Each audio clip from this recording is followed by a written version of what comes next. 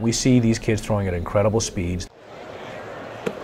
They throw using techniques that certainly put their shoulders and elbows at risk. I think we're expecting too much out of our younger athletes, and it's driving them to do things that their body just can't tolerate or isn't ready for at this point.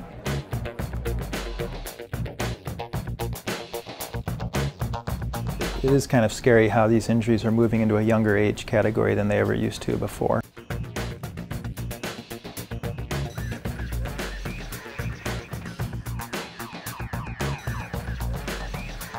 And what that tells me is that they are being pushed either by themselves, by their parents, unfortunately at times, or their coaches, that this is causing more and more of these problems.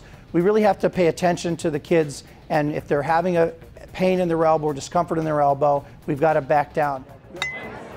If a young man or a young woman is playing 12 months a year of baseball or an overhead throwing sport, their likelihood of getting injured is probably 6 or 8 times more than if they just played 9 months a year. Towards the end of 2013, I started getting some pain in my shoulder. I threw 2 innings, I threw very well. Throughout the night I was fine, all of a sudden I woke up the next day and it was like I couldn't even lift up my arm over my shoulder. So you're keeping up with those sleeper stretches. It's usually multifactorial, things that predispose pitchers to labral tears, and pitchers will often describe a change of mechanics, and there can be an element of overuse and fatigue as well.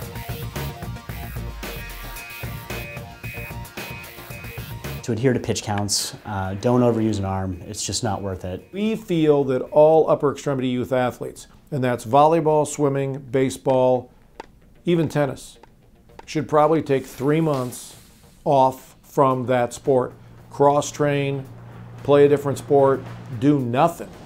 You know, you're a kid.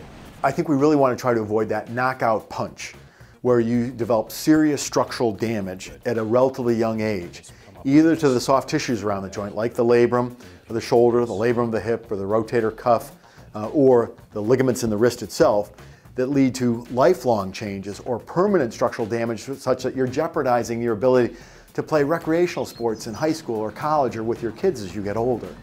I think that's what we want to protect.